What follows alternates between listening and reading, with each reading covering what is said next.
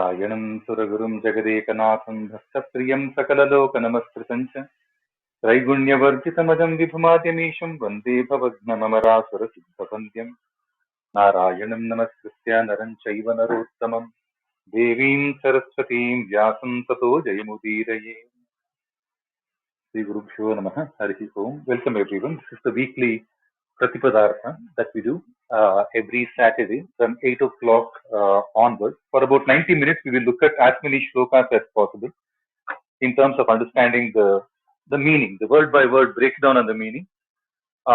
It won't be appropriate to say the true meaning because every understanding of Bhagavad-Gita, we now are under the firm belief that each of these understandings will have their own bias. People from the Advaita school of thought will see everything as Advaita. People from the Dvaita school of thought will see everything as Dvaita. So the inherent bias will be there. People coming from the management background, somebody is from the marketing line, they will see the Bhagavad-Gita to be the cookbook for marketing. If somebody is coming from the warfare kind of a background, they will see Bhagavad-Gita to be completely about warfare. So there are different biases that we can bring in.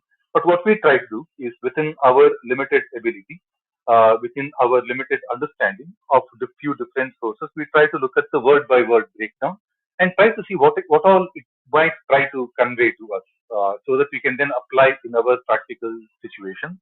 And the advantage of the community study is where different people can add to the perspectives. Some of us out here on the stage, we might have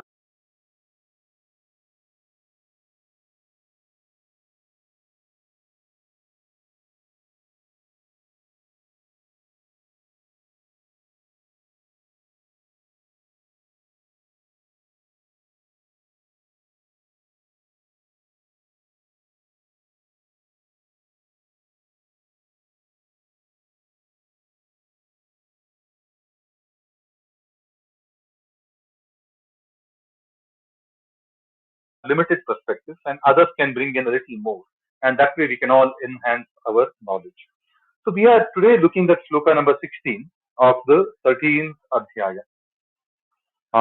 If you click on the link given by Shraddhaji, there is a link that is pinned under the room title by Shraddhaji. If you click on that, we will be taken directly to that shloka.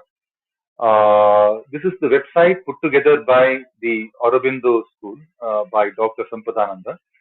It's a quite useful link that we make use of. While the structure and the layout is very beautiful, uh, when it comes to the meaning, we might not necessarily finalize on the meaning given in the website. The meaning given in the website can be one of the interpretations, the way we see. So that's the way we have to look at this. But nonetheless, it's a beautiful work put together by Dr. Sampadananda, and we are grateful for that. So we'll click on the link. For those of you who would like to follow, please to click on the link. The shloka reads like this: Harihi Om. Om. Bahirantascha bhutanam charameva cha सूक्ष्मत्वात् तदविज्ञेयं दूरस्थं चान्तिके च तत् बहिरन्तश्च भूतानामचरं चरमेव च सूक्ष्मत्वात् तदविज्ञेयं दूरस्थं चान्तिके च तत्. We scroll down a little bit on this web page, we will see that there is a section called Padacheda. Bahihi Antaha Bahirantaha. That's a sandhi, right? Bahihi Antaha Cha Bhutanam. Antaha Cha Antascha. So we will see there are some sandhis being formed. Bahihi Antaha Cha Bhutanam Acharan Charam Evacha Sukshmatvat Tat Avijneyam Durastham Cha Antike Cha Tat. So these are the words in the shloka, right? When we put these words in a proper order, sometimes the shlokas will have the words in a jumbled up format. The words are mixed up. But in Sanskrita, that's an advantage. Even when the words are jumbled up, it doesn't really impact the overall meaning of the shloka, right? So, but nonetheless, for the sake of clarity, we try to put these words into a proper sentence. And that is what we get in the section just above the Padacheda, the section called Anvaya. So these words, they appear like this, right? tat bhutana bahihi antah cha charam acharam eva cha sukshmatvat avijneyam cha tat antike durastham cha. I think tat is a pronoun being used. It is describing something. Tat bhutana bahihi antah cha tat charam acharam eva cha tat sukshmatvat avijneyam cha tat antike durastham cha. So this is how we have to understand it, right? Now they mean something. They sound nice. They mean something. For the meaning, we have to click on the dictionary. The first word by word meaning, we have to click on the link on the top of the page called dictionary. Right? When you click on that, tat bhutana bahihi antahacha. That is inside and outside of the bhutas, of the beings, of the various beings, right? Living beings. Tat bhutana bahihi antahacha. That is inside and outside of the various beings. What is that? The section we are talking about the Purusha, right? No, Sarvendriya Gunabhasam, Sarvendriya Vivarjita, not Purusha, it's the Jnaya, right? Jnayam Yattat Pravakshyami. From shloka number 13, we are constantly looking at this concept called Jnaya. Because Arjuna's question was, O Krishna, O Keshava, I want to understand Prakriti Purusha. I want to understand Kshetra Kshetrajna. I want to understand Jnana Jnaya. Right? So far we understand that, Krishna has answered what is Kshetra, along with all its vikaras. The Kshetra, the Sharira, along with its vikaras, are called the Kshetra, right? Savikaram, Kshetram, Udahritam. That's something we saw in the first few shlokas of the chapter. I think shloka number 7, 8, around that we have seen the Kshetra being defined. And Kshetrajna, he has made one statement, Kshetrajnam Chapi Mam Vidhi, that he is the ultimate Kshetrajna of all the Kshetras. Then for about 7, 8 shlokas, he describes the jnana, right? There are prerequisites for the proper jnana. Amanitva, adambhitva, ahimsa, shantihi, acharya, upasana, shaucha, stairya, atma vinigraha, indriya, artheshu, vairagya. There are various, some 18 prerequisites for the proper jnana. And then he defines what is the true jnana. Jnana is nothing but that adhyatma jnana nityatva. Nityatva Adhyatma Jnana. Constantly seeking the true essence of everything. Nityatva Adhyatma Jnana and Nityam Tattva Jnana Artha Darshana. Looking at that constant meaning, that timeless meaning of everything that perhaps remains the same in all the three scales of time, the Bhuta, Bhavya, Bhavishyat, in all the three timelines, the meaning remains the same. Tattva, that tattva jnana is basically something that is a constant. It doesn't change. Like for example, today we might say that what am I? So I am this maybe a middle-aged person and things like that. But that is not true for the timeless understanding of things. So he explained what is this jnana. Jnana is basically embedded with those 18 qualities. The jnana is something that is defining the adhyatma jnana nityatva, and that is also tattva jnana tadarshaka. That's the true jnana. And anything that is viruddha to this, anything that is against to this, it is ajnana. And then after that, from shloka number 12, if that is the message in the shloka number 12, from shloka number 13, he kept on describing the jnaya, the one to be understood. Fortunately, we know for the fact that the only thing to be known at the end of the day in everything, including the Vedas, is the Bhagavan. It's Sarvam Kalavidam Brahma. Even in the Vedas, right? He mentions that in the 15th chapter, Veda is Sarvai Rahameva Vedya. The only thing to be known in all the Vedas is also Bhagavan. Now he's explaining, because Arjuna's question is Jnanam Jneyam Cha Veditum Ichchami, right? In the first shloka of this chapter. So he's now explaining Jneya. Jneya, it is Anadi Matparam Brahma. It is the Parabrahma which is the Anadi nature. which is got Sarvatah Panipadam, Sarvatah Akshi Shira Mukham. It's got the Panipada, the hands and the feet everywhere, and the eyes and the face and the mouth everywhere. And Sarvatah Shrutimandloke. Okay, and it is the one that is to be heard in everything. And Sarvam Avritya Tishtati. It is the all encompassing entity, right? And Sarvendriya Gunabhasam, it is the one that is powering all the Indriya Gunas. And Sarva Indriya Vivarjanam, but it itself doesn't have any of its own Indriya. Asaktam Sarva Bhrichaiva. It is this passion, but it is the one that is supporting everything. And Nirgunam, it doesn't have any guna of its own, but Guna Bhoktaja. It is the one that is consuming all the gunas. Right? After that, we hear that is Bhutana Bahihi Antahacha. So, this sloka number 16 is basically continuing from sloka number 12. Sloka number 13. From sloka number 13, it's a continual message. Tat Bhutana Bahihi Antahacha, that Jnaya is also inside and outside of all the Bhutas. We shouldn't just assume that it is inside the living being. It's also outside the living being. And acharam charamevacha. It is moving and it is not moving as well. Right? It is moving. Now this is something chara, sachara charam. This is something that came in the 11th chapter itself. Like the, the the different things that are moving, right? Jagat itself is like because of the gati, because of the gamana, the jagat, the world is called jagat because it is constantly moving. But this constantly moving, the constantly changing world is the samadhi sthiti of the Bhagavan. Bhagavan is not moving any bit. Like for example, if we have to, at a microscopic level, if we have to look at our own body, inside our body, the blood streams are being transported from one end to the other.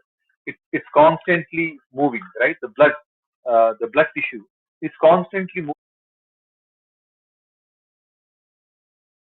moving from one side to the other.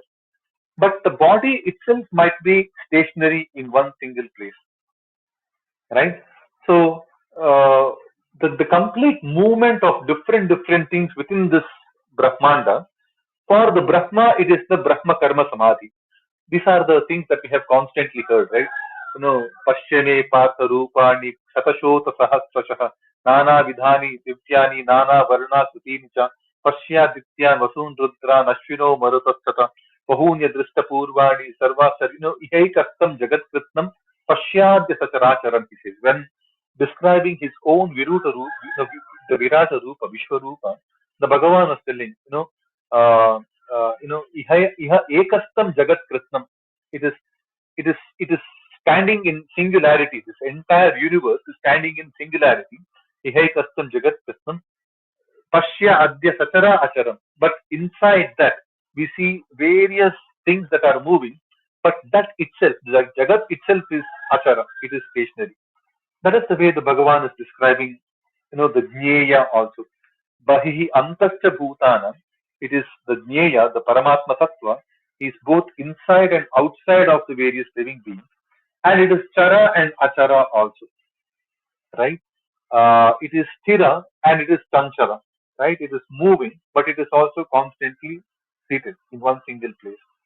Right? And Sukshmatvat Avijnayam.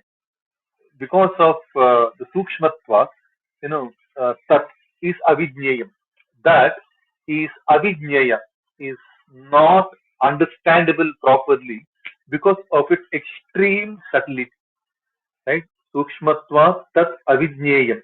Because of the extreme subtlety, it is beyond the comprehension of the knowledge. Avidnyayam. And durastham cha antike sattu. And it is durastha. For those people, it is extremely difficult to, because it is difficult to understand. It appears to be very far from us. Durastham cha antike, abiding near, it is also very, very far from us. For those people, who are unable to really comprehend him properly, who are unable to really uh, pledge them in the right path of knowledge, he will be the jnaya, the one to be understood, will be extremely far away. It's extremely difficult to obtain. Let's see what Aurobindo interpretation says. No, that which is inside all of us, he, and that which is in us is he, that Jnaya is inside us is he, and all that we experience outside ourselves is also he. Very beautifully put. The Anta, the Chetana Tattva inside all of us is the Jnaya, the one to be understood, and the experiences that we have outside all of us, it is also he. This is very similar to, on one side he says, Mamaivamsho Jivaloki, Bhutana Asmi Chetana. In the 11th chapter, he says he is the Chetana Shakti inside all of us, right? But also the experiences that we have outside is also him. In the 7th chapter, he explains it. Rasoham apsu kaunteya, prabhatmi shashi surya yoho, punyo gandha prithvyam cha. So all of these various experiences in the various objects outside of us, that is also him, and that is how Aurobindo is interpreting it. Right? So Antike, Antaha is basically the Chetana Shakti inside all of us, and Bahihi, it's the experiences that we experience constantly through the various objects. So that which is in us is he, and all that we experience outside ourselves is also he. The inward and the outward, the far and the near, the moving and the unmoving, all this is he at once. Okay, the inside, the outside, the inward, the outward, the far and the near. He's inside all of us. He's very close to us. Like, for example, he's very close to us because we don't have to look too far away where is Bhagavan. I think a couple of times already we have heard that he resides in our own heart. If we can look inward and look at our own heart, Suhridam Sarva Bhutanam Jnatva Mam Shanti Mrichati, something that he said in the 5th chapter. When we started our journey in the 15th chapter, there also, Sarvasya Chaham Hridisannivishtaha. And he mentions the same thing couple of more times. In this chapter also he mentions that, uh, uh, he resides in him residing in the heart is something that we will hear in this chapter also.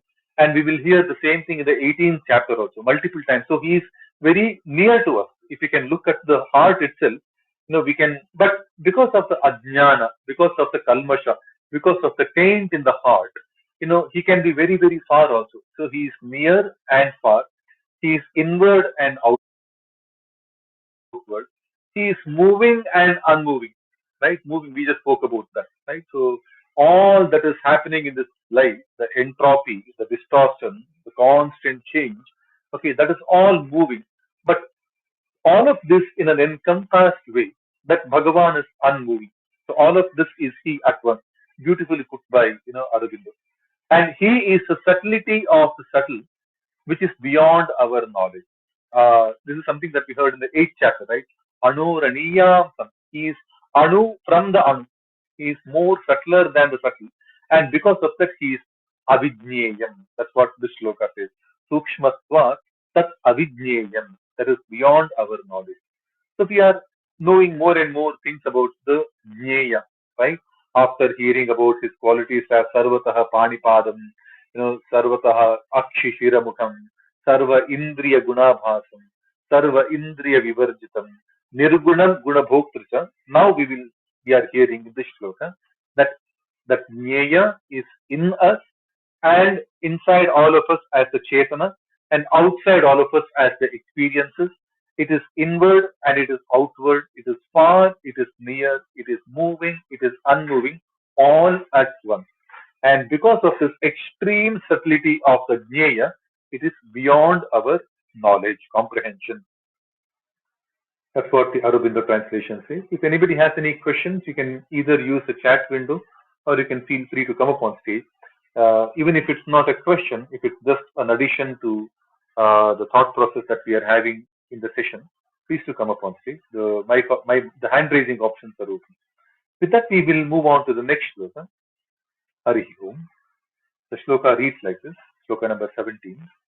अविभक्तं च भूतेषु विभक्तमिव च स्थितं भूतभर्तृ च तज्ज्ञेयं ग्रसिष्णुप्रभविष्णु च अविभक्तं च भूतेषु विभक्तमिव च स्थितं भूतभर्तृ च तज्ज्ञेयं ग्रसिष्णुप्रभविष्णु च. The padacheda of this shloka is avibhaktam cha bhuteshu vibhaktam iva cha sthitam bhuta bhartru ta tat jneyam grasishnu prabhavishnu cha.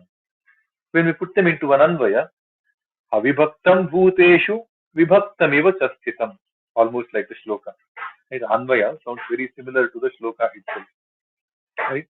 Avibhaktam bhuteshu vibhaktamiva cha sthitam tat jneyam bhuta bhartru cha grasishnu.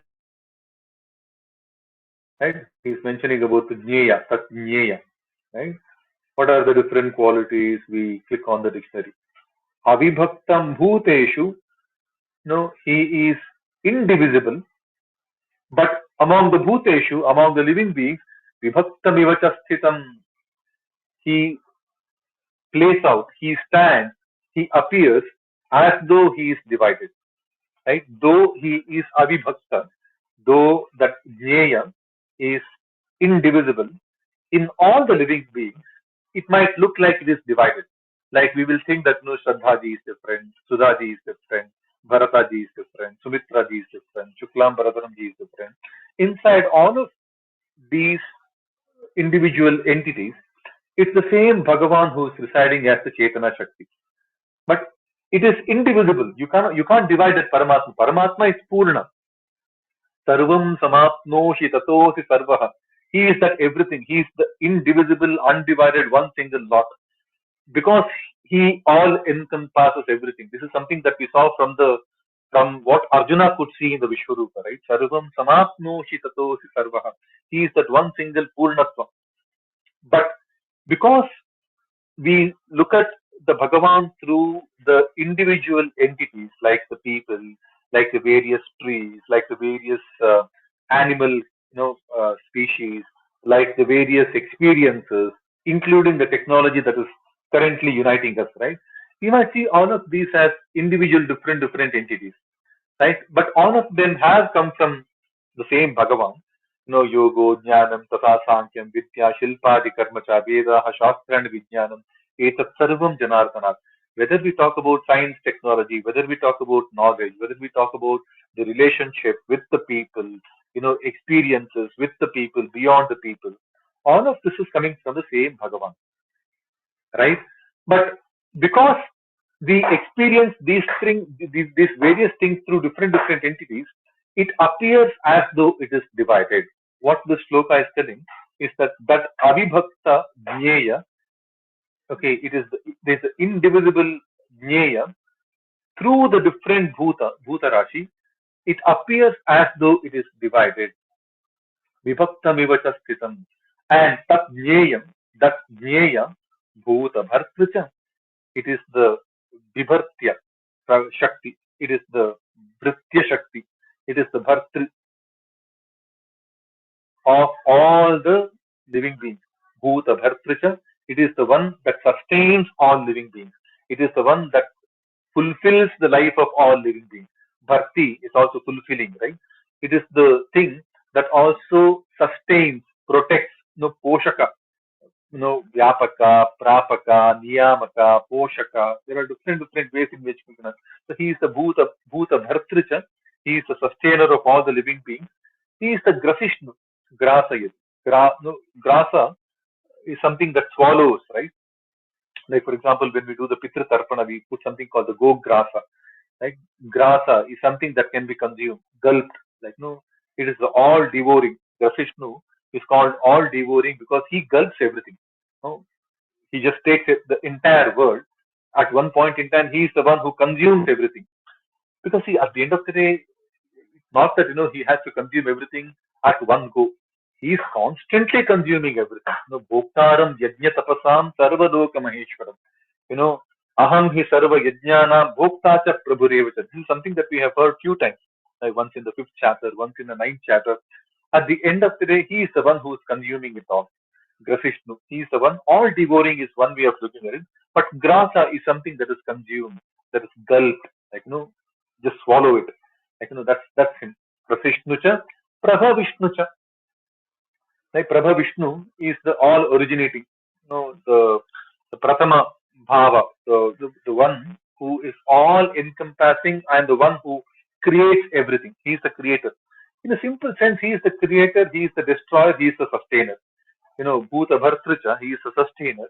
Grasishnucha, he is the Layakarta, he is that Rudravatara, the one who swallows everything. And Prabha Vishnu, like how the Chaturmukha Brahma has done, right? He is the creator. So it is all the three forces put together. Like, through the Rudra Deva, he swallows everything. Through the Chaturmukha Brahma Deva, he creates everything. Through the Vishnu Swarupa, he is the one who protects everything. But he is the same Parabrahma, the Jnaya. Right? So, more things being spoken about in this shloka about that Jnaya. Ultimately, it will lead to the 15th chapter, Vedaisa Sarve Rahameva Vedya, in all the knowledge, the only thing to be known is that Bhagavan, the himself, right? So now he's explained a little more about himself. What does Aurobindo interpretation say for this? He is indivisible and the one, but seems to divide himself in forms and creatures and appears as all the separate existences. All things are eternally born from him, Prabha Vishnu, upborn in his eternity, Bhuta Bhartacha, and then eternally taken back into his oneness, Grasishnucha. He is the one who swallows everything. And very nicely put. This is perhaps one chapter where the Aurobindo website comes up with a lot of opinionated translation. When you observe properly, all things are eternally born from him. That eternality is not included in the shloka. It is the opinion coming. Maybe this is one of the few chapters, maybe the only chapter, I don't know. But so far, at least in our journey, this website tends to keep the translation as much verbatim as possible. But this chapter seems to be giving a lot more opinion. But it is nice. It is nonetheless a very nice experience, a nice expression, so to say. And all different Bhagavatas, right? I mean, every version of the Gita, whether we look at the Tika, the Vyakhyana, from some of the greatest of the Gita Charyas Bhagavatas like Shankara, Ramanuja, Madhva, and the following Bhagavatas, all their experiences are really, really great. And this is one such, Aurobindo has really given a very nice expression. He is indivisible and the one, but seems to divide himself in forms and creatures and appears as all the separate existences. All the things are eternally born from him, upborn in his eternity, and taken back eternally back into his oneness. So beautifully. We can move on to the next shloka, Harihi Om. So I think more and more about the Jnaya, right? Shloka number 18 we go to, next one. Harihi Om. Om Jyotishamapi Tajyotih Tamasah Paramuchyate Jnanam Jneyam Jnanagamyam Hridi Sarvasya Vishtitam.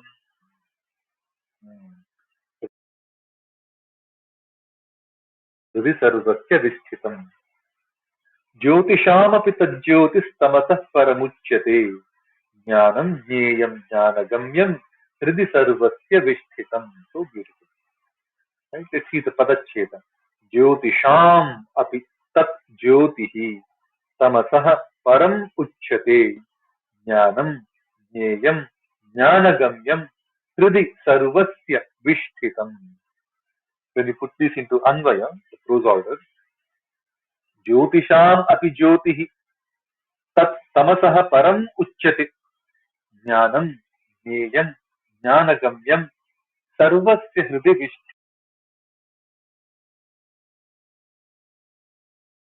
vishtitam. Right? Uh, what does it mean? Jyotisham api jyotihi. It is the light of even all the lights. Right? All the lights are basically lit because of his power. Yeah, that's what it basically means. Jyotisham tat jyotihi api. Even for all the lights, he is the jyoti. He or she or that jnaya, that tat is the word used, right? That. That is the light of all the jyotis also, of all the lights also. Right? This is something that we hear in the 15th chapter, right? No, yeah, no, yad jagat bhasayate, yadaditya gatam tejah jagat bhasayate, akilam jagat bhasayate. The light that lights up the entire universe, the light that comes from the sun, which lights up the entire universe, and the light that comes from the moon and the fire. No, tat tejah vidhi mamatam. Know that that light is coming from me. And he also mentions this in the 7th chapter also. Prabhasmi shashi surya yoho. No, tejas tejas vinamaham. No, so he is the tejas of the Agni. He is the tejas of the bright people, and he is the light, the radiance coming from the sun and the moon.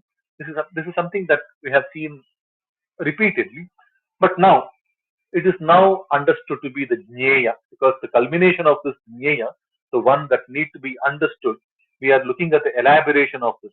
He had mentioned about him to be the Jnaya in the 9th chapter itself, right? But now, he is the Vedyam Pavitram Omkara Riksama Yajurevacha. This is something that he had mentioned in the 9th chapter. He is the Vedya. He is the Jnaya, ultimate Jnaya for the Savidyaya Vimuktaye, Vimuchate, like the one liberating kind of knowledge. He is the one to be really, really understood. He had mentioned that very briefly in the earlier chapter. He had given a glimpse of that in the 7th chapter. Now, in this chapter, I think that elaboration is coming. If you look at from the 13th shloka, now we are in the 18th shloka, more and more is being elaborated. But basically, it's an elaboration of what was already placed earlier. So, it is the light of all the lights also. And param tamasaha uchyate. It is beyond the darkness. See, beyond the darkness, no, tamasaha parastat. Like, no, aditya varnam tamasah parastat. So this is something we heard in the 8th chapter. Kavim purana manushasitaram anoraniyam samanusmaredhyah sarvasya dhataram achintya rupam aditya varnam tamasah parastat. So this is something that comes in multiple different Vedas also. I think in the Shvetashvatara, we chant that today in the Purusha Sukta. Vedahamekam Purusham Mahantam Aditya Varnam Tamasastu Pare Sarvani Rupani Vichitya Dhiraha. So something like that we keep chanting when we chant the Purusha Sukta, right? Aditya Varna Tamasastu Pare. He is beyond the Tamas. Tamasaha Param Uchyate. He is beyond. He is called as something beyond the Tamas. But what happens beyond the tamas? I think it's the second mantra of the Brihadaranyaka. That the entire world, right, before the creation, at the beginning of everything, it was complete darkness. The Mrityu was called out as the ultimate being, right? But that Mrityu, in its subtlety, was also holding back the Pradhana Purusha, the Mula Chit Prakriti, the Mahat Tattva in it, right? When everything was subsumed into that Mrityu, into that Brahmanda, into that Parabrahma, Grasishnu, right? When he has swallowed up everything, when there is nothing that is seen, it is complete darkness. And it's not just darkness, it is beyond the darkness. The darkness is seen between the vibgyor, from the violet to the red, is where we see the spectrum of the light, right? Ultraviolet, infrared. That is where we see the darkness. It is unseen.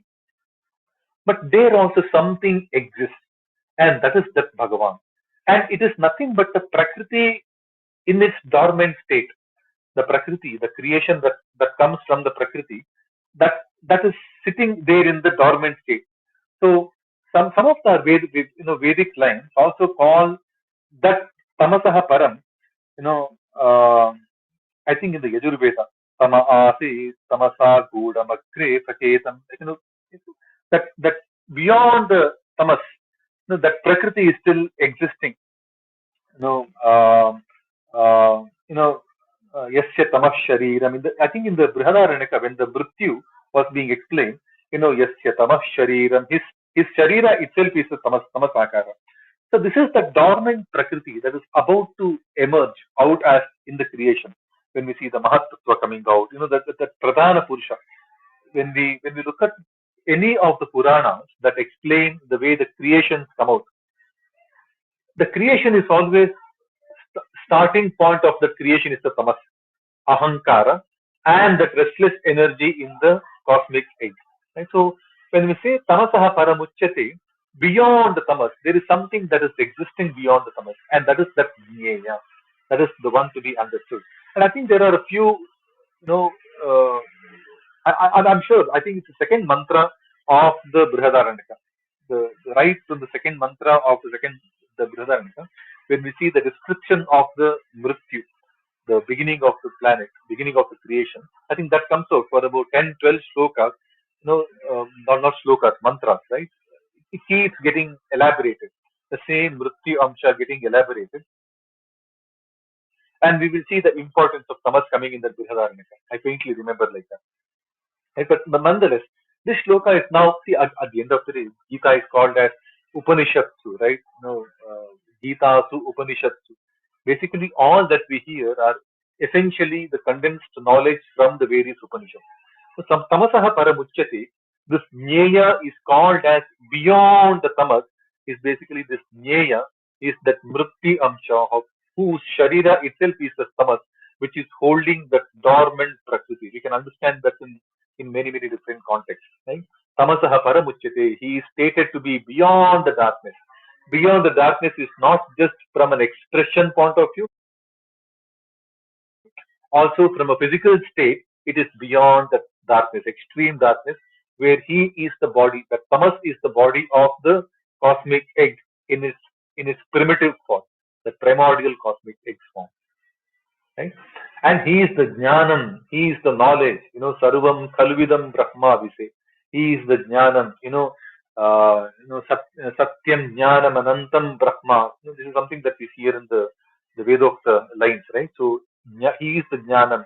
At the end of the day, the only thing to be known is him, and all that we are learning is also him. So we might say that I am eating gulab jamun, but the rasa in the gulab jamun is him, the gandha in the gulab jamun is him. All the various experiences are him. Jnanam is him. Jnayam is him. He is the ultimate to be known. The Jnaya is the Jnaya. Right? That's the way, because this entire thing, the Tat is Jnaya. From Shloka number 13, Jnayam Yattat Pravakshami. And he says he is the Jnaya. That Jnaya is the Jnaya, double adjective. It is the ultimate object of the knowledge. And Jnana Gamyam, right? It is the Jnana Gamyam. It is attainable through the knowledge. The one that is the end point of all the knowledge. Now, where do we go after attaining all of this knowledge? Where do we go? Like, for example, in the Vishnu Sahasranama, we say that, right? Bhutatma Paramatma cha Muktanam Paramagatihi. Like, Abhyayah Purusasachi, like Muktanam Paramagatihi. So after getting all of these things, jnanena to kaivalyam, we say that, right? The kaivalya is attainable only through the jnana. But what do we get in the kaivalya? We attain that. He is the jnana gamya. It is the one to be attained through all the knowledge. And sarvasya hridi vishthitam. Vishthitam is visheshaha sthitam. Like not just sthitam. It is vishthitam. It is visheshatah vividhataya sthitam. It is seated in multiple different ways. Vistarataya sthitam. So we can be vistara, vividha, vishishta, vikrishta, different ways in which we can understand the upasarga vi, the prefix called vi, vishtitam, and sarvasya hridi vishtitam. It is the one that is seated in the hridi, the hriddesha of all the beings, of all the living beings, and all the entities. It is the heart, it is the cardinal principle of everything. If idiomatically we have to translate that in English, it is the cardinal principle of everything. It is the one that is seated in the the heart of everything. That's the way we can. And this is the first time this line comes in the Bhagavad-Gita. Suhridam Sarva Bhutanam we have heard. No, but Hridi Vishtitam is something that we are hearing for the first time. Later it gets refined as Sarvasya Chaham Hridi Sannivishtaha. And then when we come to the 18th chapter, we say, Ishvaraha Sarva Bhutanam Hriddeshe Arjuna Tishtati. We keep hearing that. But this is the progression we see, right? From the 5th chapter, where he said, Suhridam Sarva Bhutanam, to the 13th chapter where he is telling he is Sarvatya Hridi Vishthitam. He, the Jnaya, that Bhagavad Swarupa, that Sarvajna, that Kshetrajna, is seated in everyone's heart. What does that mean? We look at the Aurobindo interpretation. He, he is the Jnaya, right? It or he. It is the light of all the lights and the luminous beyond the darkness of our ignorance. Very beautifully put. This is another interpretation. I was giving the quotation from Brihadaranyaka, but it is the luminosity beyond all the darkness of our ignorance. Tamasaha Param is basically darkness of our ignorance, according to Aurobindo, but that's just one way of looking at it. Even in the physical plane, there can be that extreme darkness when the cosmic egg is completely condensed into one single entity. He is the knowledge, the jnana. He is the object of the knowledge, the jnaya. He is seated in the hearts of everyone. And that is the reason why, you know, he is, uh, uh, Antiketa, no, he is closer to everyone. Where did we hear that? Sukshmatvat attada vijnayam durastam cha antikechat. He is inside all of us and he is very far from all of us. No, when there is darkness, no, he is very far away from all of us. He is antike everyone. He is inside all of us. When we open up our eyesight, look inward and see the heart. That's the Anahata Chakra, right? Anahata Chakra is the Bhakti Chakra, where we try to invoke the Bhagavan inside all of us. That's the Hriddesha, right? He is the Sarvasya Hridi Vishtitam, and that's the reason he becomes the Antiki in everyone.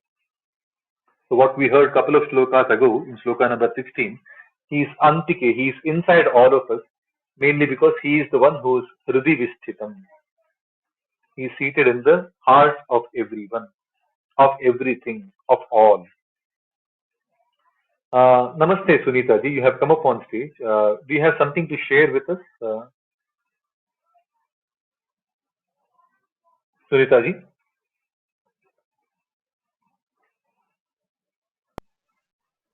Yeah, well, Okay. I have one question, but is it okay to ask? Yeah. Please ask. Um, this triad Jnanam, Jnayam, Jnanagamyam, and the way I understood is he is the substratum of everything. And when you mentioned the rasa in the gulab jam, the gandham in the pushpa, um, and uh, and as a uh, as a jnanam, he is in my heart, hrudi sannivishtaha. Then why am I wanting to have the desire to um, eat the gulab jamun and then get the flour to feel good? Why am I trying to get all those stuff? I think that is the Maya. I think that is mainly because I think it will come. If you look at the next section where Okay. he talks about the Prakriti Purusha, I think soon after completing the explanation about the Jnaya, I think he will talk about the Prakriti Purusha. Okay. And when he talks about Prakriti, he will talk about the Guna, and the Gunas are where we get lost. And he will explain the next chapter is all about Guna. The 14th chapter doesn't begin with any new question from Arjuna. It is the continuation of the same message. The question from Arjuna, which is the first shloka of this chapter, takes us to 20 shlokas of the next chapter also. And that chapter is dedicated for Gunatraya Vibhaga. Mm. And all of this wrong interpretation, our moha state, the deluded state, our mind, the way it is getting hijacked, it is all because of the guna. I think we will hear that in length from what we hear. And then there is also the Daiva Asura Prakriti inside all of us. He mentioned that very briefly in the seventh chapter when it talks about when he spoke about the Maya. He spoke briefly about the Daiva Sampat and the Asuri Sampat. Basically, the Daiva Sampat inside all of us will surrender to the Bhagavan. Surrendering to the Bhagavan basically means that you might be eating the gulab jamun, but you know for the fact that there is something beyond. You might be you might be having a very decent samsarika jivana with your husband, with your children, and things like that. But all along, you also know you don't get swayed away by everything. You also know that behind all of this there is the jnaya. No, but so that is the surrendering aspect. He mentioned that very briefly in the Daivi Hyesham Gunamayi Mama Maya Duratyaya. It's very difficult. Mameva ye prapadyante, but those who surrender to me, Maya metam tarantite. They will easily overcome the Maya. But Gunamayi, that Guna will be elaborated next. The next section, I think, when he speaks about the Prakriti Purusha, he will talk about the Guna. Very briefly, he introduces the Guna in a nice way in this chapter. And the next chapter, which is essentially elaboration and the continuation of the same discourse from Bhagavan, he doesn't stop. He is continuing to give the same discourse, right? That Gunatraya Vibhaga spills it out in a much more elaborated way, is what I feel, Sunita ji. That could answer. Perhaps I don't know if you need something more right now. Thank you. Sorry. Yeah, it's fine, right? We can wait for that part. Yes, thank you. Sure. Okay, with that we move on to the next shloka, shloka number 19. Oh, sorry, shloka number 19. It reads like this. Iti kshetram tatha jnanam jneyam choktam samasatah madbhakta etad vijnaya madbhavayopapadyate.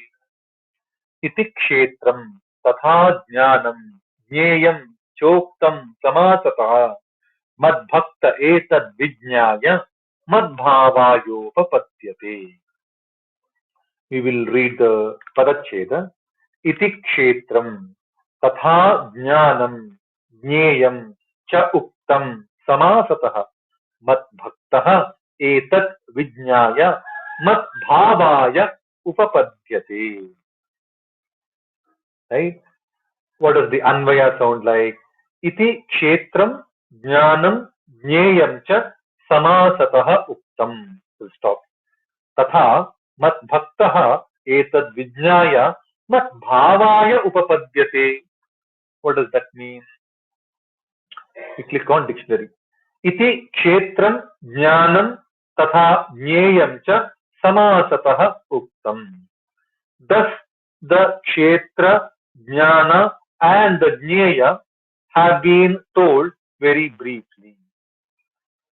The kshetra, the jnana, and the jneya have been very briefly spoken of. Uktam, told, uktam. Cha mat bhaktaha, and my bhakta, etat vijnaya, having known this, mat bhavaya upapadyate. He will be ready to attain my bhava. Mat bhavaya upapadyate. He will be attains my bhava. Is upapadyate is basically a potential to attain the bhava. Upapadyate. He will be ready to attain my bhava. Basically, we saw, right? He spoke about kshetra, not just the kshetra, but along with its vikara sthiti, ichha, dvesha, sukham, dukkham, sanghata, chetana, dhriti. Now, along with that, he spoke about the kshetra, which is comprising of those 24 elements, right? Mahabhutani, ahankaraha, buddhihi, avyakta, indriyani, dashaikamcha, panchacha, indriya gocharaha. Like all of that is kshetra. And he spoke about jnana, with the right prerequisite, of the vikara, like amanitva, adambhitva, ahimsa, kshanti, arjava. With all of those qualities, having that adhyatma nityatva jnana and tattva jnana artha darshana, that's the jnana. So jnana has been spoken very briefly, and the jneya, sarvatah panipadam tat, anadi matparam brahma, sarvatah panipadam, sarva indriya gunabhasa, bahirantascha bhutanam, all of these things that we heard, right, in the last 5-6 shlokas, is all about the jneya. Have been spoken of very briefly. The bhakta is basically coming from vibhajana, the one who completely offers himself to the Bhagavad Tattva. Right now we have to talk about the Bhagavad Tattva. It's not just Bhagavan. Bhagavan is now the Tattva. Tattva Jnana Darshanam, right? Even in understanding the Bhagavan, we have to constantly look at the Tattva called the Bhagavan, not the personified caricature of the Bhagavan. Right? It's the Tattva of the Bhagavan. Mat Bhaktaha, the one who surrenders to this Bhagavad Tattva, Etat Vijnaya, having understood this completely properly, Mat Bhavaya Upapadyate. He is launching himself properly. He is getting rightly prepared to acquire my bhava. And what are the Bhagavad Bhavas? So far we have spoken of those four bhavas to be the safely the primary bhavas to attain closeness to the Bhagavad Bhava. There are 16 bhavas that we get, whether it's in the Sri Vaishnava tradition or whether it's in the Jaina tradition. We keep hearing about those 16 bhavas. I think Pravina ji is here on the speaker section. If you can come up on stage and speak about the 16 bhavas, briefly, that would be immensely pleasurable to hear. Pravina Bhagini, if you are ready, sometime. If you are not in good space, then no, we shouldn't be troubling you. But if you are in good space and you can speak about the 16 bhavas, that will be great. But the four bhavas that are constantly we keep hearing in this Bhagavad Gita, right? The Maitra, Karuna, Mudita, Upeksha. These are the four bhavas that we need to constantly strive for. These are the supreme Bhagavad Bhavas. So to acquire these bhavas is not easy. It's easier said than done. Right? All of these things are easier said than done. Right? Having the constant Maitra Bhava, Karunya Bhava, Mudita Bhava, Upeksha Bhava. Maitra is a friendly nature. Whenever we see anyone having that friendly nature, constantly striving to develop that friendly nature. Karunya Bhava, the absolute compassion, like Loka Samastaha Sukhino Bhavanti is easy to say. But truly aspiring for that, truly anticipating that becomes difficult because we have our jealousy, various things that we create, right? Karunya Bhava, difficult to acquire, but we have to get that. These are the Bhagavad Bhavas. Maitra, Karunya, Mudita. Having that truly heartfelt, happy feeling when we meet people, when we meet different creatures. If we see the tiger in front of us, is it possible to even get the Mudita Bhava, Maitra Bhava, Karunya Bhava? Right? So we will be drenched in fear and things like that. And then Upeksha. Upeksha is that indifference. Like having that Suhrum Mitra Yudasina Madhyastha Dvesha Bandhushu. That indifference is what is needed to develop the Samabhava, Samatva. If there is one constant theme in the Bhagavad Gita also, that Samabhava, Stira Buddhi, Samabuddhi, Samadhi, all of these are basically to develop the Sama Darshana, Samabhava. That for that we need to develop that indifferent attitude for the Jaya, Ajaya, Labha, Alabha, Siddhi, Asiddhi, all of these. So these are the four Bhagavad Bhavas. But when we look at the Jaina scriptures and the Sri Vaishnava scriptures, we normally allude to 16 such bhavas. And these four stand as the pillars. Surrounding them, we get those 16 bhavas. But nonetheless, we can all study that in detail. But what Krishna is telling is once you understand this kshetra, the jnana, and the jnaya properly, then if you offer yourself into me, be my bhakta, to that tattva, surrender to that Bhagavad tattva, then you are perfectly launching yourself to that Bhagavad bhava, madbhavaya upapadyate, brahmamaya, having that brahmamaya feeling inside all of it. Let's see what Aurobindo says for this.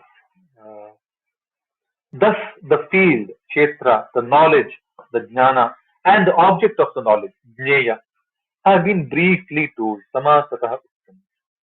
My devotee, thus knowing them, attains to my bhava, the divine being and the divine nature. Bhava is that feeling, right? Bhagavad feeling. With that, we can move on to the next shloka, shloka number 20. Hari Om. So Sunitaji, I think we come to this section, Prakriti Purusha.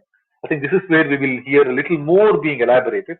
But of course, the next chapter is all about elaborating the guna, which is part of the Prakriti, we know. But let's hear from Krishna now. Shloka number 20 reads like this. Hari Om. Om. Prakritim Purusham Chaiva Vidhyanadi Ubhavapi Vikaranscha Gunanscha Vidhi Prakriti Sambhavan. Prakritim Purusham Chaiva Vidhyanadi Ubhavapi vikaranscha gunanschaiva vidhi prakriti sambhavan. Let's see the padacheda. We scroll down a little bit, right? And prakritim purusham cha eva vidhi anadi vidhi anadi ubhau api ubhau api vikarancha gunancha. See the sandhis, right? Gunancha eva chaiva gunancha eva vidhi prakriti sambhavan. How does the Anvaya sound like? Purusham prakritin cha ubhau eva anadi vidhi vikaran gunan apicha prakriti sambhavan eva vidhi. Right? So he is explaining Arjuna because he wanted to know Prakritim Purusham cha veditum ichchami, right? That's the first shloka. I want to know Prakriti Purusha, I want to know Jnana Jneya, I want to know Kshetra Kshetrajna. I think shloka number 20 is now launching to explaining the Prakriti Purusha. Purusham Prakritim cha ubhau eva anadi vidhi vikaran gunan apicha Prakriti sambhavan eva vidhi. Right? There is another cha, we will ignore that. What does that mean? Purusham prakritincha ubhau eva anadi vidhi. Please know that both Prakriti and Purusha are anadi, are timeless, are without origin. Na adi iti anadi, right? Without origin and eternal, timeless. Both Purusha and Prakriti are timeless, are beyond origin. That's what Krishna is telling, right? And vikaran gunan apicha prakriti sambhavan eva vidhi. And also know that vikaras and the gunas are born out of prakriti sambhavan. What are the vikaras? Vikaras we heard, I think shloka number 7 or 8, right? Ichha, dvesha, sukham, dukkham, sanghatas, chetana, dhripihi. Etat kshetram samasena savikara mudahitam. Vikara. Kshetra vikara are the prakriti vikara, right?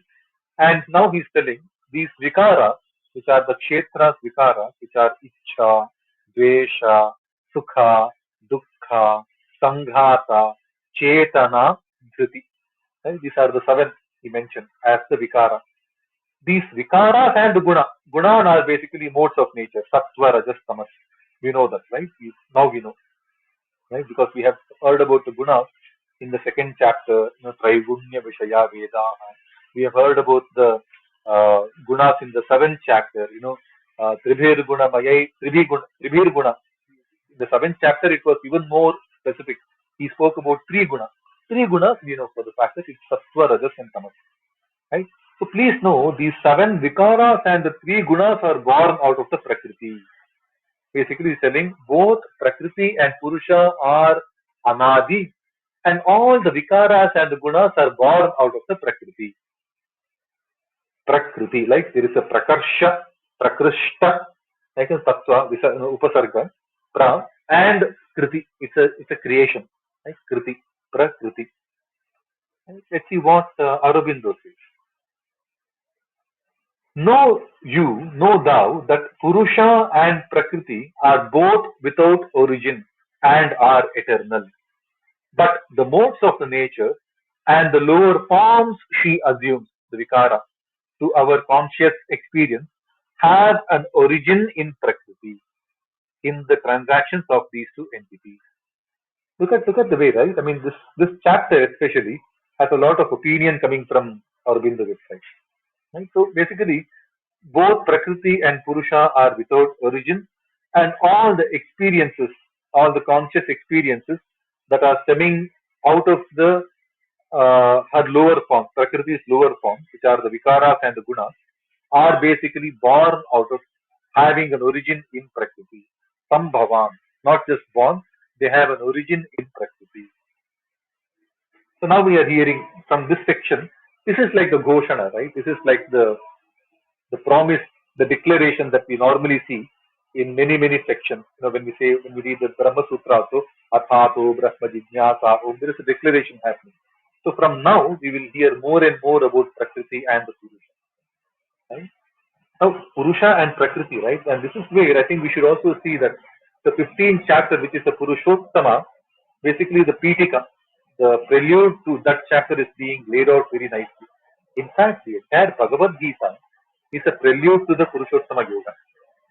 Right? So we will see more and more of them. Right? So from now, we will hear more and more about Prakriti and the Purusha. With that, we move on to the next shloka, shloka number 21. Hari Om. ॐ कार्यकरणकर्तृत्वे हेतुः प्रकृतिरुच्यते पुरुषः सुखदुःखानां भोक्तृत्वे हेतुरुच्यते कार्यकरणकर्तृत्वे हेतुः प्रकृतिरुच्यते पुरुषः सुखदुःखानां भोक्तृत्वे हेतुरुच्यते. If some of you are following some books, I think some texts like there are some books which will read it as Karya Karana Kartrutva, or some versions call it as Karya Karana Kartrutva. I don't think that should make too much of an impact. I think both are the same. Karanat Karana, right? Karana comes from Karana. Karanas are basically Antakarana. But should be okay. So let's see what the Padacheda gives us for this shloka. Karya Karana Kartrutve Hetuhu Prakritihi Uchyate. पुरुषः सुख दुःखानां भोक्तृत्वे हेतुः उच्यते. How does it sound in the Anvaya? कार्यकरण कर्तृत्वे प्रकृतिः हेतुः उच्यते. पुरुषः सुख दुःखानां भोक्तृत्वे हेतुः उच्यते. Exactly like this. No change at all.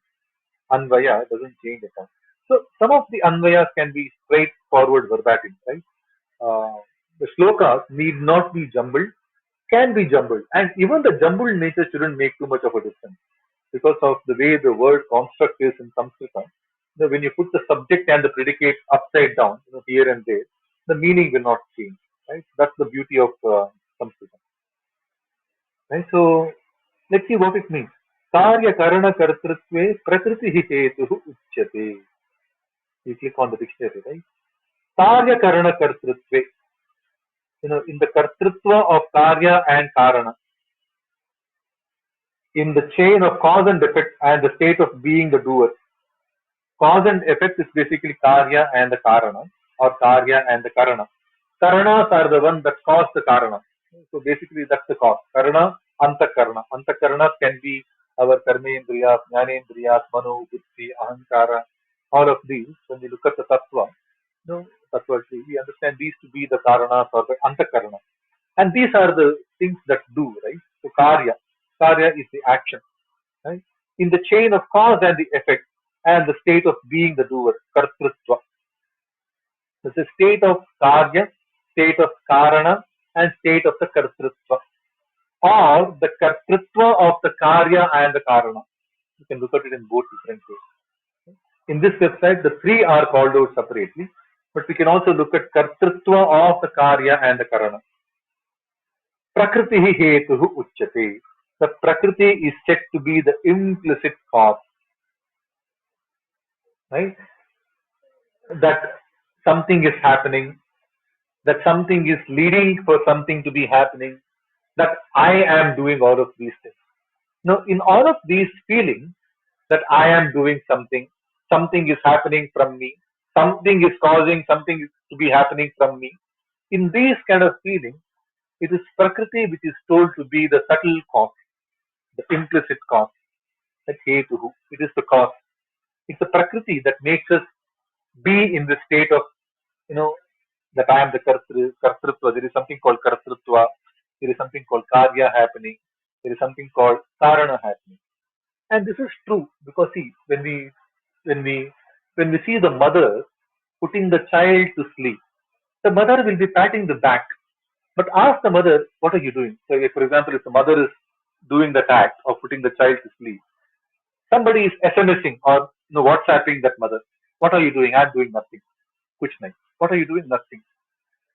Some of the mothers in my previous generation, my mother's generation, right? When they cook the food, when they are cooking the food for the daily usage, for the family usage also, what are you doing? Nothing. So like when they might be chopping the vegetables, what are you doing? Nothing. Like, no, for them there is no kartrutva, there is no karya, there is no karana. Things are just happening. But there are people who think that there is some kartrutva happening, there is some karya happening, there is some karana happening, there is some karana coming into play. For them, that's a prakriti, different prakriti which is leading people to believe or behave in certain state of being. Like that there is nothing happening, there is a lot happening. Like some people question. Like yesterday, we were having another discussion in another room in clubhouse. Is sun really doing some work in providing the light? Well, we know for the fact that sun may not be even believing in action happening. But if we have to provide such an amount of light, we might be thinking that no, I am giving so much of light. So the kartrutva of the karya and the karana, or the karya and the karana and the kartrutva, it is happening in different people. The different people assume to be in different position of these activities based on their prakriti. Prakriti hetuhu uchyate. Prakriti is said to be the implicit cause of the chain of cause, effect, and the state of being. For some, it is everything. I am doing everything. And for some, it is nothing. Like, for example, if you talk to the farmer might be toiling on the field. And most of the farmers in India are like that, right? The true, the humble farming background people. When you ask them, "Bhai sahab, kya kar rahe ho?" Kuch nahi, bhai sahab. They are saying, "I'm doing nothing." So there are extreme end of the continuum where they think there is nothing happening, and there is another extreme end of the continuum where they think everything is happening because of them, by them, for them, through them, because of these reasons. And there are some people in between. They might try to have the nishkama bhava in something, and they might be having the sakama bhava in something else. So there are 50 shades of the gray in between the continuum, right? The extreme ends of the continuum. On one end, you have nothing happening. On the other end, you have everything happening. So karya karana kartrutve, in the chain of the cause and the effect and the state of being the doer, it's a prakriti which is said to be the implicit cause. And Purushaha Sukha Dukkhana Bhoktritve Hetuhu Uchyate. Right? The Purusha is said to be the implicit cause in our enjoyment or our experience of Sukha Dukkha kind of duality. Sukha Dukkha implicitly is bringing out a duality. It is the Purusha who is said to be the cause, the implicit cause of experiencing the dualities, the extremities, the sukha, dukkha, jaya, ajaya, labha, alabha, mana, apamana, all of these. Basically, when he brings in the sukha, dukkha, it is something like a it is like the upalakshana, like it's just an example. Like there are many such dualities that we can experience. Mana, apamana, gaurava, agaurava, the labha, alabha, all of these things. So experiencing this comes from the causation called the Purusha. Purusha is said to be the implicit cause. Now, how does that happen? I think we will see more of it, right? We will see more of it in a subsequent shloka. But let's quickly see what Aurobindo says for this.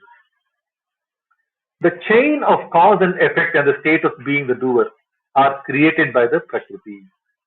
Purusha enjoys the pleasure and the pain. Very briefly put.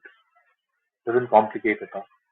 Right? So now we hear more and more about the Prakriti and the Purusha. But how does that happen? See, Purusha, the Mula Purusha is supposed to be that Shuddha Tattva, that Bhagavad Tattva. No, it is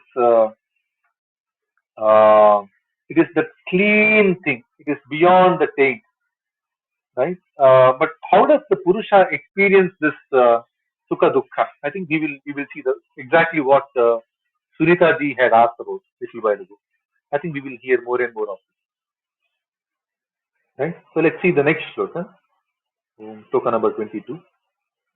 Om Purusha Prakristho hi bhunte Prakritijan guna Karanam guna sangosya sadasadyo nijanmasu. Purusha Prakristho hi bhunte Prakritijan gunan. Karanam guna sangosya sadasadyoni janmasu. What do we get in the Padacheda? Purushah prakrististha hi bhungte prakritijan gunan karanam gunasangah asya sat asat yoni janmasu.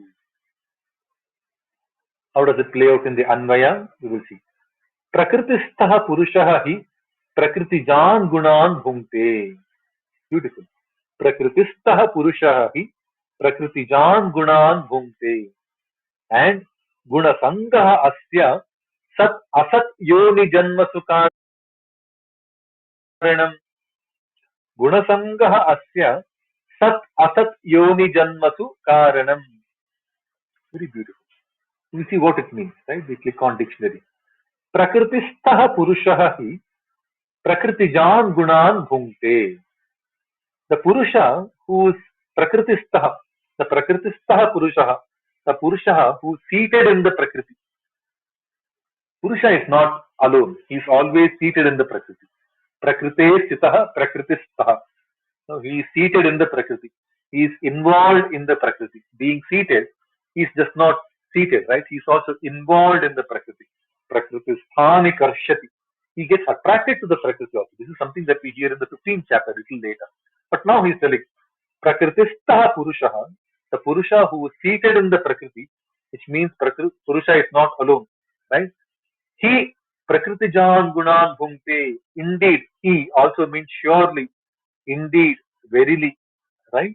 Verily, he Bhungte, he enjoys the Prakritijan Gunan, the gunas that are born in the Prakriti, right? The qualities that are born in the Prakriti are being enjoyed by the Purusha who is also seated in the Prakriti. The Purusha is also seated in the Prakriti, and the experiences are also stemming from the Prakriti, and he enjoys the gunas that are also originating from the Prakriti. Right? So we have heard this many, many times, right? Guna guneshu vartanta iti matvana sajjate. We heard that thing. It is not we who do anything. There is sweetness in the jamun, and there is a sweet tooth in me. My antakarana has that sweet craving.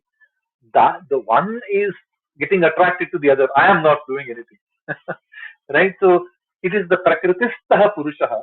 The Purusha is seated in the Prakriti, which means he also has some Gunatmaka, influence. And the Prakriti Jan Gunas Bhumte, the gunas that are born out of the Prakriti are being enjoyed by the Prakritistha Purusha. And Gunasangaha Asya, very important. That attachment to the gunas, no, asya sat asat yoni janma sukaranam becomes his reason, becomes the cause for his birth in sat and asat yoni, no, or yoni janma, like him being born in the higher and the lower birth, him assuming the higher and the lower birth, him being born as the high and the low kind of a person, right? The reason for that is his attachment to those gunas. Tasya asya gunasangaha tasya asat asat yoni janmasu karanam. That it's that association to the guna that becomes his reason for being born in a high birth or a low birth, something like that. Right? Yoni is not good or bad. It is his guna that takes him to where he is. From the same mother, there might be a Sattvika person being born, there is a Rajasika person being born, there is an extreme Tamasika person also born. So Yoni is not bad, right? His guna, it touches guna, which takes him to the Sat Asat Yoni Janma. It's a Yoni Janma, that's for all, but we will get either Sat or Asat. It's very simple, right? And there are like today we have a lot of parents who tend to think that oh, my son has a lot of sweet tooth, he only eats sweet, and hence I make everything sweet, sweet, sweet, loaded with sweet. Oh, my son, he likes the spices, feed him only spices, right? We don't know. There is something called the taste maker, Ajinomoto, something and all we call it, right? Taste maker. And that is what is there in all the junk food, like when we see the noodles and all, today all the kids are craze over they have this craze over this Korean tom yum noodles and things like that. The mothers are coming to the silent submission that this is what they like, this is what they eat, this is their nature, you quote unquote, this is their nature. We should feed them that only. Basically, we are fueling the ground for their guna sangha.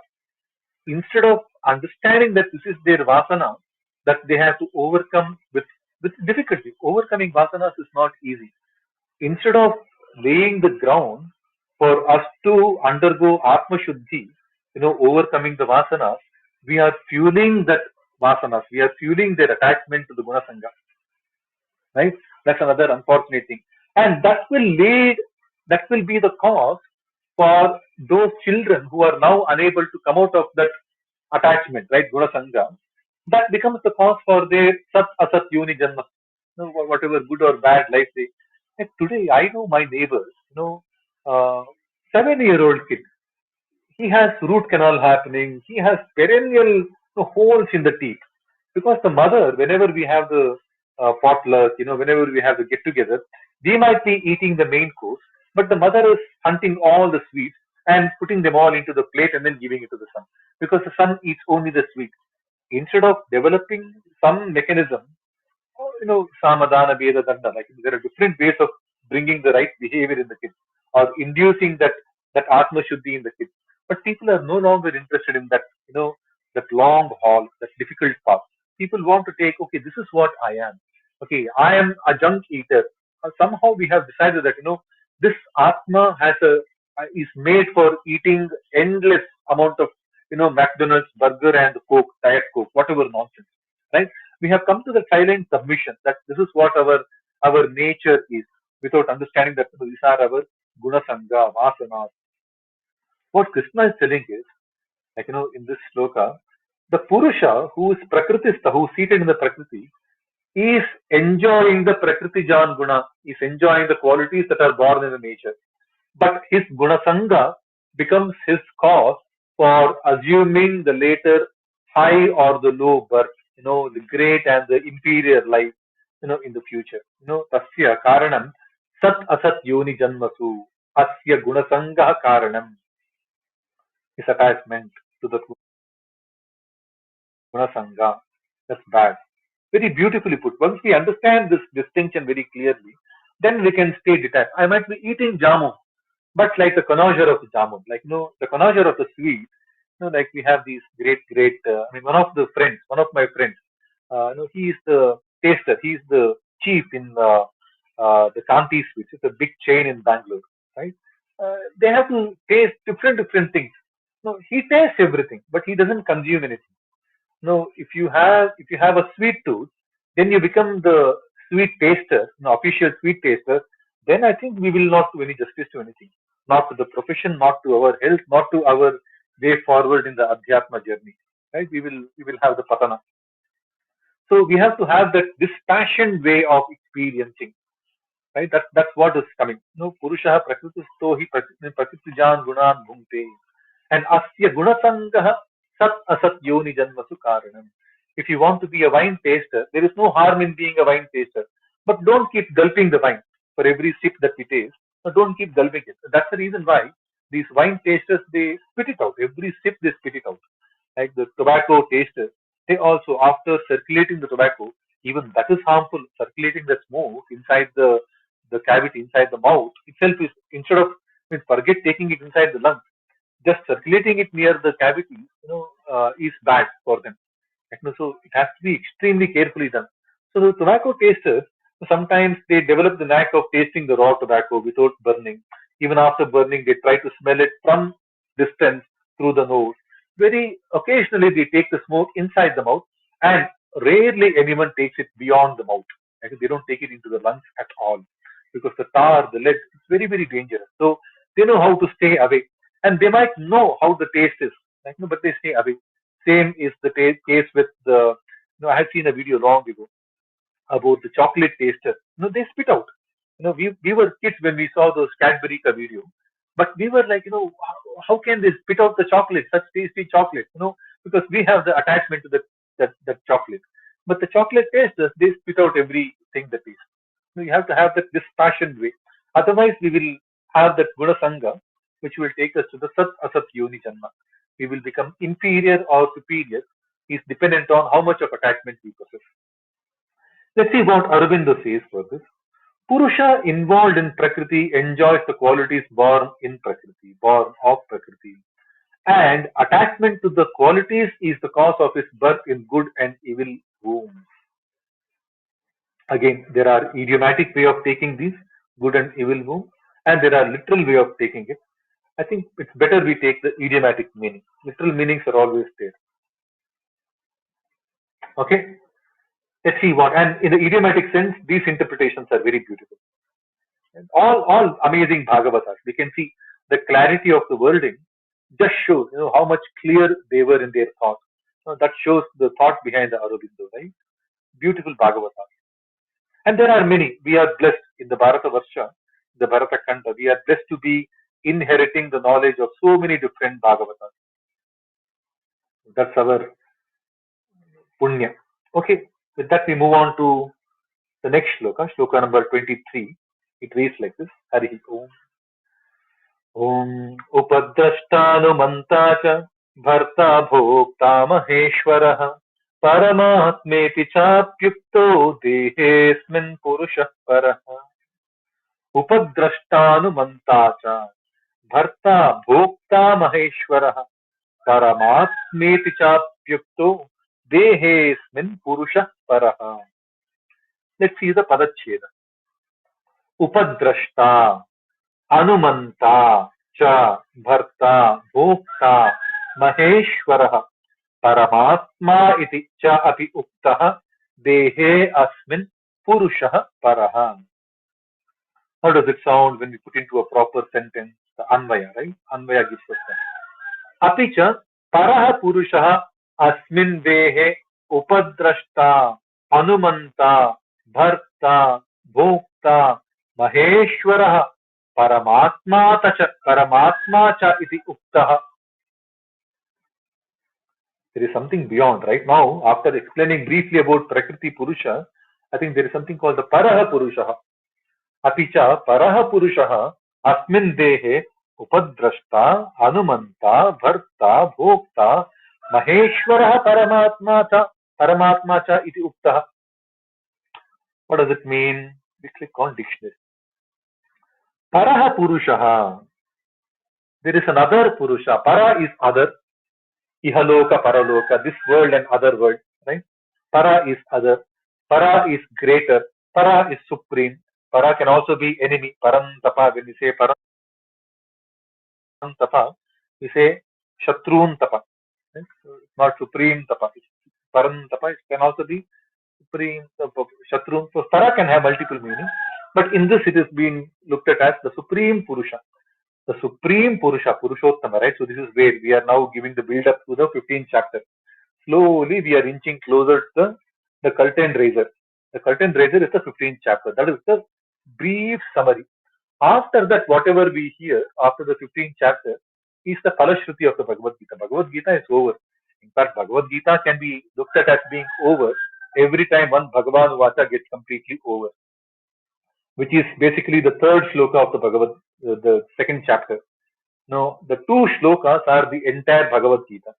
Then we are repeatedly hearing more and more and more and more, mainly because Arjuna was asking questions.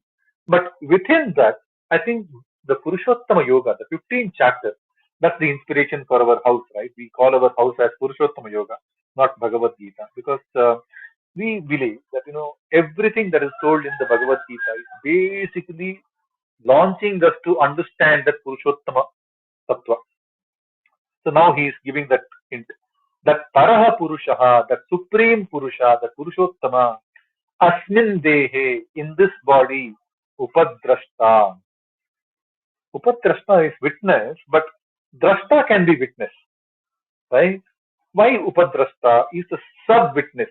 Because he doesn't have, Sarva Indriya Vivarjita. He doesn't have any Indriya of his own. So that's why he's Upadrashta. He lights our Indriyas.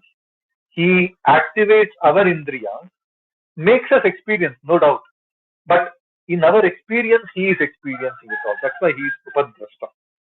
Right? He is the sub-witness, not the direct witness. He is the sub-witness. Upa is sub, or something like, yeah, junior or assistant. Upadhyaksha, we call it as, Upadhyaksha, Uparashtrapati. When we say it's a assistant, right? But yeah, we shouldn't call him as the assistant witness. Not he's the supreme witness, but yeah, he is witnessing through our organs, right? He doesn't have he is sarva indriya vivarjita. This is something that we heard little while ago while Krishna explained the jnaya. He sarva indriya gunabhasa and he sarva indriya vivarjita. That's why he is upadrashta. He is the sub witness. So I might be watching a movie, but through my eyes, it's Bhagavan also who is witnessing that. Look at that, right? Then our perspective of life changes very, very differently. Right? Paraha Purushaha, the Supreme Purusha, he is the Upadrashta. I might be hearing the music, right? But through my hearing, it's the Bhagavan who is enjoying it all. He's also Upadrashta, he's also witnessing it all through my hearing. So then I have to take a choice. Do I listen to satsanga or do I listen to some unnecessary, noisy rock music and things like that? So what do I wish gets channeled to Bhagavanta's experience through my sense organs? Then the perspective completely changes in our life. What do we want to do with our ability to see, hear, taste, touch? All of these different sense organs we have. Ultimate witness, the sub witness, is the Bhagavan. You know, this is something that we get later. We get to hear later in the 15th chapter. Shrotram Chakshuhu Sparshanam Cha Rasanam Ghraname Vacha Adhisthaya Manasthayam Vishayan Upasevate. Ishvaraha Vishayan Upasevate. Upasevate, the word used there also is Upasevate. He is enjoying, but not directly. Through us, through our experiences, he is experiencing it. So he is the Upadrashta, he is the witness and sub-witness. Anumanta. Anumanta, he is the one who is giving us the Anumati. He is the source of the consent. Anumanta. Nothing happens. No, Tena vina, pranam vina chalati. Like, we say that, right? Without his consent, even a blade of grass, even a speck of dust will not move. Anumanta. Bharta, Bhokta, he is the Bharta. Bibharti. Bibhartyavyaya, right? We say. He is the one who, he is the Bharta. He is the one who is upholder, fulfiller, protector, sustainer, the energizer. He is the Bharta. No, he is the Jagat Bharta. we call the husband as the Bharta, but he is the Jagat Bharta. He is the husband of all of us. Bhokta and Bhoktaram Yajnatapasam Sarvadoka Maheshwaram Visoda. He is the Bhokta. He is the enjoyer of everything. And he is the Upasevati, Upabhokta actually. He is the one who is Upabhokta, Bhokta. And he is also called as Maheshwaraha Paramatma Cha Iti Uktaha. He is also called as the Maheshwara. This is something that we heard in the 5th chapter, right? Sarvaloka Maheshwaram. And Paramatma. We heard this Paramatma in the 11th chapter. No, Atma is one. Yada datte, yachapnoti, yachati vishayaniha. The one that takes the experiences, the one that snatches away the experiences, the one that is pervading in all the experiences. That's the Atma. Tasmad Atma iti bhanyate. This is something that we hear from Bhishmacharya in the Shanti Parva while he is giving the Upadesha to the Dharmaraja, Yudhishthira, right? So we get to hear the definition of Atma. But he is the Paramatma, the Supreme Atma. Paraha Purushaha, Paraha Atma. Like, he is the Paraha Purusha, he is the Supreme Purusha, and he is the Paramatma. He is also the Supreme Atma. He is called like that. Very beautiful shloka. Right? Let's see what Aurobindo says for this. Witness, the source of the consent, the upholder of the work of the nature, and her enjoyer, that Almighty Lord and the Supreme Self is the Supreme Soul seated in this body.